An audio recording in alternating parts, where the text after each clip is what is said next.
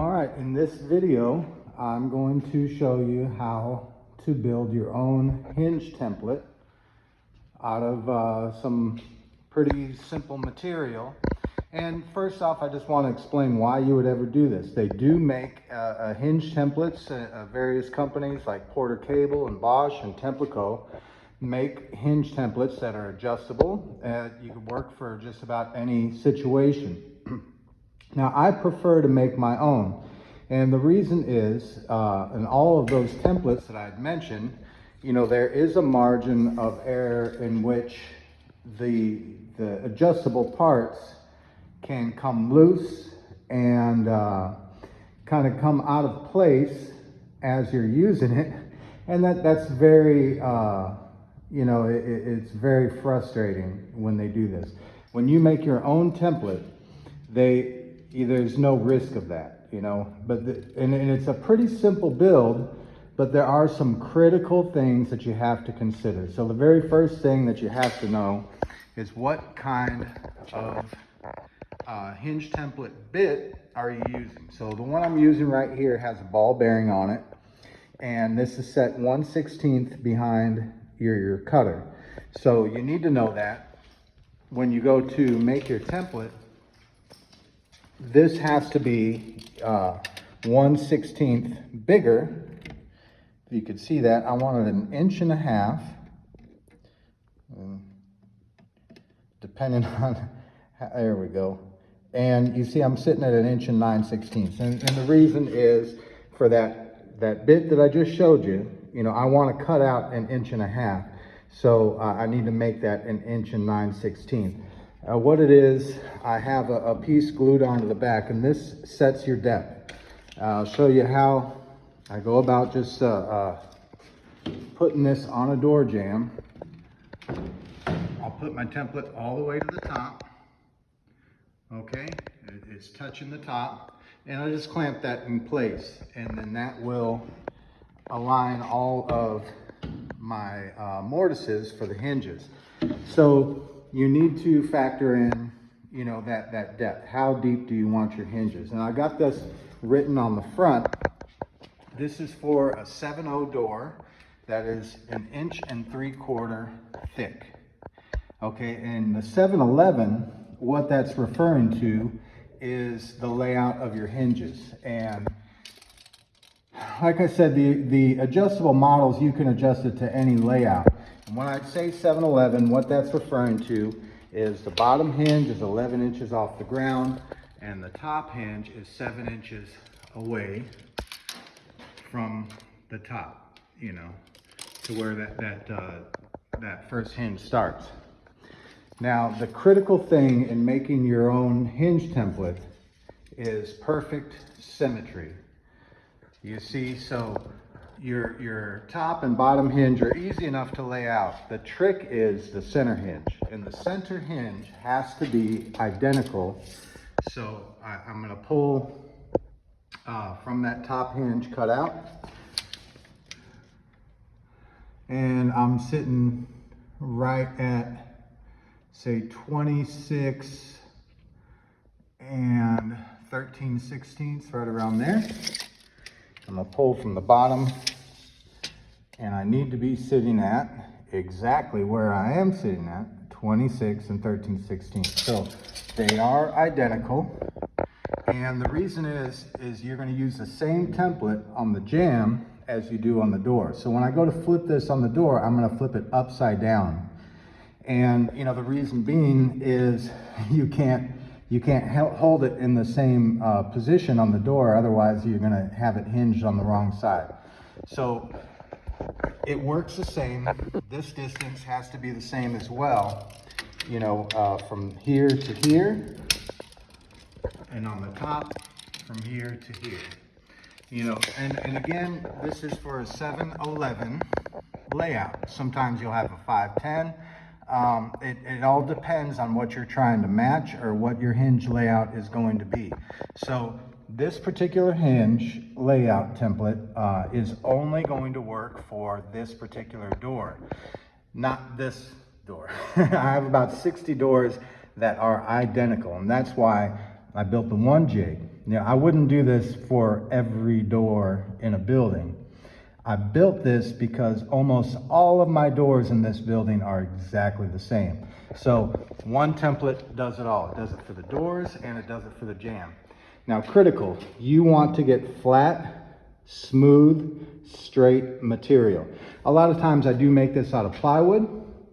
Plywood's great. It's a lot more stable than regular wood.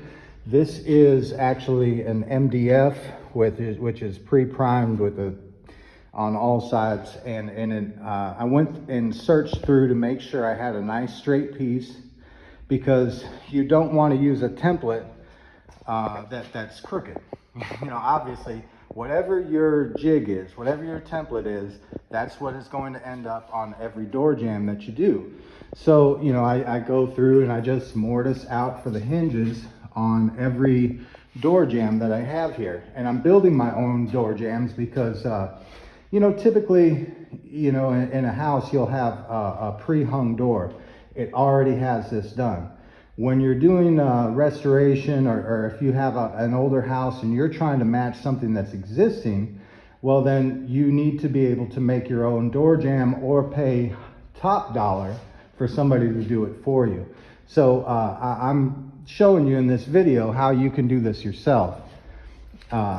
So the reason I have these additional pieces on my template, when you have your router without that additional piece, your router will have the tendency to want to move on you, and you're going to end up with an uneven mortise. So this is just to hold the router. It's really nothing to do with the depth. The depth is this piece on the back that's glued up. And like I said, I wanted 1.5 inches because I have 1 3/4 doors, and I want 1/4 inch left on the door. All right, and what you do on the door jamb and what you do on the door has to be perfectly identical. Otherwise, your door is going to set in or out too much. You want your door to sit flush with your jamb. So when it's in the closed position, your door and your jamb work out to the same plane. And you can accomplish that by making the same mortise on your door as on your jamb. Now, a lot goes with that. Obviously, you know, your jamb has to be plumb, square, and level. It just has to be. That's the way doors work. Now, also to make sure that you know, you don't have those problems, like I said, with those adjustable templates, you can make this bigger, you can make it wider, you can do all kinds of neat stuff. And I'm not totally against those types of templates. It's just I've used them in the past. And, you know, if I have a job where I have several different hinge layouts, I will use an adjustable template. This one I don't. And if you have that type of situation, I would recommend just making your own jig. It's not that difficult.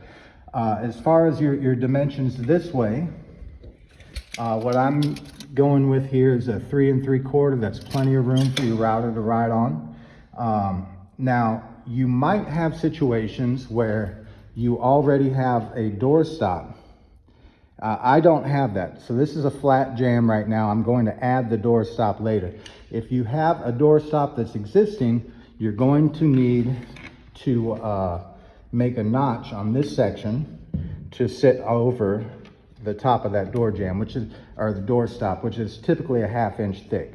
This is 3/4 inch material, and I'll go back to the router and the router bit and the template that you're using, because that's critical to know in the beginning. This can adjust. Now, sometimes you'll have the metal template that sits over just a straight cutter. You need to know the depth of that metal template, right? That's going to dictate the thickness of the material that you're using. Sometimes those are set at 5/8. So a lot of times for like a 1/2 inch bit, you can't get them very much smaller than, say, 5/8 deep, which means you need to be using 3/4 inch material. All right, so you'll see some that only have, say, 1/4 inch, but those are mostly for smaller diameter bits. And you know, when you're doing a lot of door mortises, you don't necessarily want to use a smaller bit. You know, it just takes more time to make that mortise. 1/2 inch seems to work out great. So that is critical to know and understand all of that before you begin to build your template for your doors. Now, the way I make these cutouts, and you can see it on the back side, I actually drop that into the table saw. And that's why I have the overcut on the back side. It's not going to affect your router at all. But what that does is ensures I got a nice straight line. So if I tried this, say, with a jigsaw, and I go to make that perfectly straight cut with a jigsaw, sometimes your jigsaw blade will want to bend this way, that way, and you end up with a stupid thing to have to run your router against. This, your router is going to ride along this edge. So that edge has to be perfect if you want your hinge layout to be perfect, if you want your template, your cutouts to be perfect, your mortises. Now, this, if you can see, on your very first one, you're going to cut that depth into this back piece. And that's gonna work out great because it'll give it a backup. As you're cutting into the jamb, you won't get the tear out because you have this backup wood here.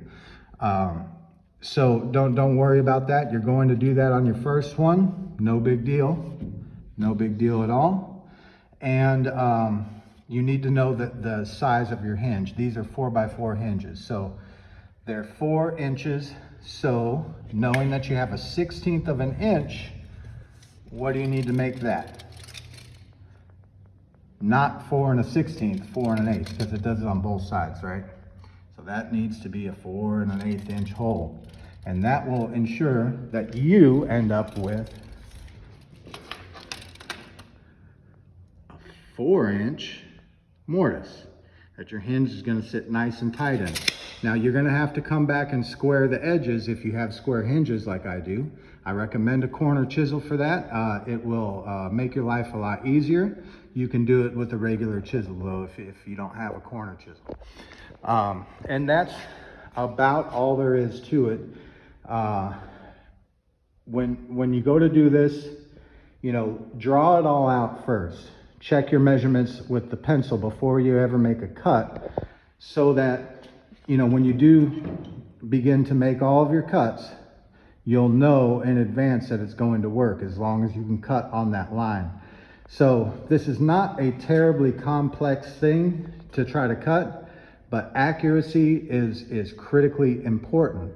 And I'll explain that just briefly, that if, say this center hinge was a 1/16 off, say if it was a 1/16 down, when you go to flip it on the door and use the same template, now it becomes an 1/8 inch off. Whatever this is off is going to double. So you don't want it to be off at all, not even a little bit. You want to get that perfectly centered. That's critical.